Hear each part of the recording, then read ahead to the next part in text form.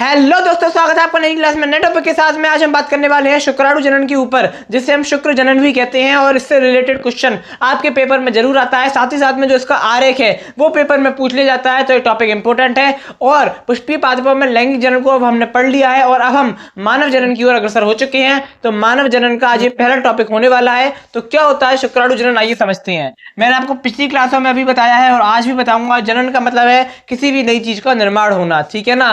अब ये शुक्राणु क्या है, तो ये नर जनन कोशिकाएं होती हैं, उन्हें शुक्राणु कहते हैं। क्या होती हैं? नर जनन कोशिकाएं होती हैं, ठीक है ना। अब देखो, वृषण में शुक्र जनन कोशिकाओं द्वारा, क्या वृषण में, ठीक है, वृषण कहाँ मौजूद होते हैं? नर में मौजूद होते हैं। तो वृषण में शुक्र जनन कोशिकाओं द्वारा शुक्राणुओं के निर्माण की प्रक्रिया को शुक्राणु जनन अथवा शुक्र जनन कहते हैं, ठीक है ना। यानी कि शुक्र जनन कोशिकाओं द्वारा, यानी कि वृषण है, उसमें कौन सी कोशिकाएं मौजूद हैं? शुक्र जनन कोशिकाएं मौजूद हैं। इनके द्वारा क्या हो रहा है? शुक्राणुओं का निर्माण हो रहा है। और इस क्रिया को क्या कह रहे हैं? शुक्र जनन कह दो या फिर शुक्राणु जनन कह दो, एक ही बात है, ठीक है ना। अब यहाँ पर इसकी क्रिया जो होती है वो 3 चरणों में होती है। 3 चरण होते हैं। पहला चरण होता है गुणन अवस्था, दूसरा चरण वृद्धि अवस्था, तीसरा चरण परिपक्व अवस्था। इन तीनों को हमको पढ़ना है और ये तीनों ही आपके पेपर के लिए इंपॉर्टेंट है, ठीक है ना। तो देखो, सबसे पहली होती है गुणन अवस्था। तो उसमें क्या होता है, सबसे पहले समझो ये क्या है। ये एक शुक्र जनन कोशिका है। ये क्या है? ये एक शुक्र जनन कोशिका है, ठीक है ना। और ये कैसी है? ये है द्विगुणित, ये आपको याद रखना है, ठीक है ना। फिर इसमें क्या होगा? इसमें होगा यहाँ पर समसूत्री विभाजन, यानी कि ये एक क्या है? शुक्र जनन कोशिका है जो कि द्विगुणित है। इसमें होगा समसूत्री विभाजन। तो फिर यहाँ पर 2 भागों में बढ़ जाएगी। ये एक द्विगुणित आ जाएगी, एक द्विगुणित आ जाएगी, ठीक है ना। तो देखो यहीं पर लिखा हुआ है गुणन अवस्था में। इस अवस्था में जनन कोशिकाओं में समसूत्री विभाजन द्वारा, यहाँ पर कौन सा विभाजन हो रहा है? समसूत्री विभाजन हो रहा है। अगर अर्धसूत्री होता तो ये अगुणित हो जाती, लेकिन ये द्विगुणित है दोनों। तो कौन सा विभाजन हो रहा है? समसूत्री हो रहा है, ठीक है ना। तो देखो क्या हो रहा है, इस अवस्था में जनन कोशिकाओं में समसूत्री विभाजन द्वारा शुक्राणु जनन कोशिकाओं का निर्माण होता है। ये द्विगुणित होती हैं। ये जो कोशिकाएं हैं, ये कौन सी कोशिकाएं? शुक्राणु जनन कोशिकाएं हैं और ये कैसी हैं? द्विगुणित हैं, ठीक है ना।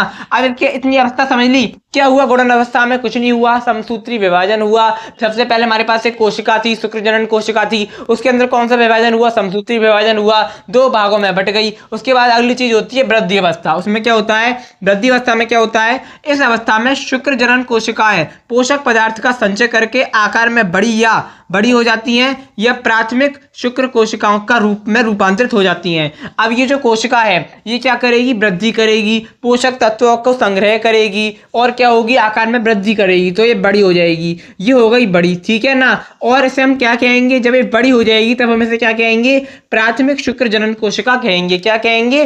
प्राथमिक शुक्र जनन कोशिका कहेंगे, ठीक है ना। प्राइमरी शुक्र जनन कोशिका कहेंगे जब ये बड़ी हो जाएगी। लेकिन अभी भी कैसी है? ये द्विगुणित है। कैसी है? द्विगुणित है, क्योंकि इसने क्या किया? पहले द्विगुणित थी लेकिन इसमें थोड़ा सा पोषण आया, थोड़ा सा इसमें है ना खाना पीना आया, इस टाइप से आम भाषा में समझो। तो फिर क्या हुआ? इसमें थोड़ा पोषण आया तो ये बड़ी हो गई, बड़ी हो गई तो ये बड़ी हो गई। और इस कौन सी अवस्था में बड़ी हुई? वृद्धि अवस्था में। अवस्था का नाम भी क्या है? वृद्धि अवस्था है। उसके बाद अगली अवस्था होती है परिपक्व अवस्था। इसमें क्या होगा? इस अवस्था में प्राथमिक शुक्र कोशिका, कौन सी है प्राथमिक शुक्र कोशिका? ये है प्राथमिक शुक्र कोशिका, ठीक है ना।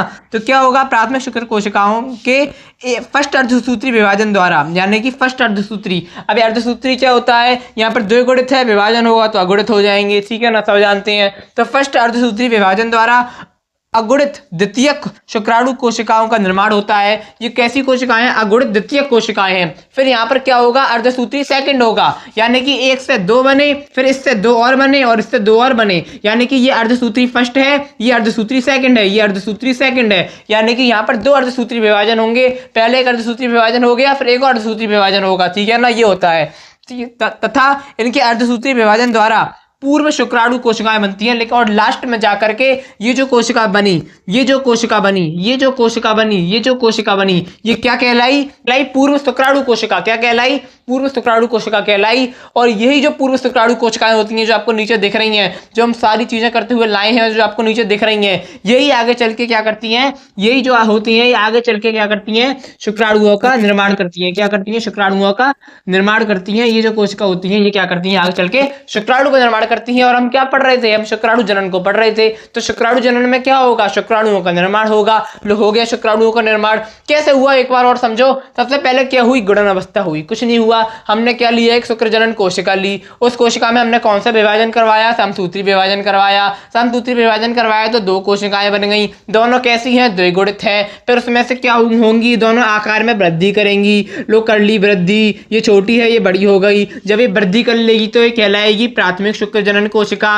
और ये वृद्धि कौन सी अवस्था में करेगी, वृद्धि अवस्था में करेगी। उसके बाद क्या होगा, इसके अंदर होगा अर्धसूत्री फर्स्ट, ठीक है। जो वृद्धि करी हुई कोशिका है इसके अंदर अर्धसूत्री फर्स्ट क्या होगा, अर्धसूत्री फर्स्ट विभाजन होगा। फिर क्या होगा, ये दो भागों में बट जाएगी, दोनों अगुणित होंगे। फिर इसमें क्या होगा, अर्धसूत्री सेकंड होगा, फिर से अर्धसूत्री विभाजन होगा। फिर उसके बाद ये भी दो भागों में बट जाएगी, ये भी दो भागों में बट जाएगी। और ये चार जो कोशिकाएं नीचे बन जाएंगी, इन्हें हमने क्या नाम दिया है, इन्हें हमने नाम दिया है पूर्व शुक्राणु कोशिका। क्या नाम दिया है, पूर्व शुक्राणु कोशिका नाम दे दिया। उसके बाद क्या हुआ, यही आगे चलकर क्या करती हैं, शुक्राणुओं का निर्माण करती हैं। तो यही तो होता है शुक्राणु जनन, ठीक है ना।